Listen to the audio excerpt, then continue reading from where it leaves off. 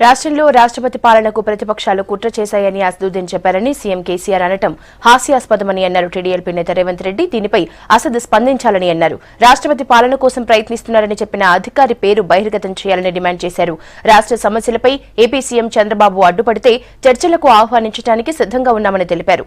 చర్చలకు రాష్ట్ర సర్కార్ సిద్ధంగా ఉందా అని ప్రశ్నించారు రేవంత్.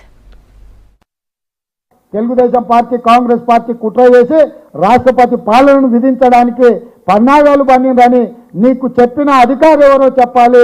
అసదుద్దీన్ ఓవైసీ కూడా బయటికి వచ్చి స్పష్టంగా ప్రజలకు వివరించాల్సిన బాధ్యత ఉన్నది. ఈరోజు చంద్రబాబు నాయుడు గారు కుట్రలు కుతంత్రాలు చేస్తున్నారని మీరు చెప్తున్నారు కదా. కుట్రలు కుతంత్రాలు చేసే చంద్రబాబు నాయుడు దగ్గరికి అమరావతి వెళ్ళి బిర్యానీ ఎందుకు తిన్నావు? చంద్రబాబు నాయుడు గారిని చండీ యాగానికి ఎందుకు పిలుచుకున్నావు?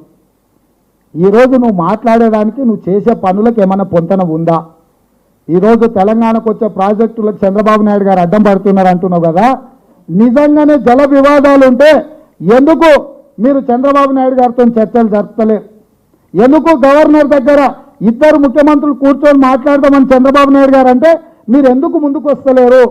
ఒకవేళ మీ ఇద్దరికి ఏదైనా భిన్నాభిప్రాయాలు ఉంటే కేంద్ర ప్రభుత్వం దగ్గర కూర్చొని మన సమస్యల్ని పరిష్కరించుకుందామని పదే పదే చంద్రబాబు నాయుడు గారు విజ్ఞప్తి చేస్తున్నా మీరు ఎందుకు ముందుకు వస్తలేరు అంటే సమస్య పరిష్కారం కాకూడదు.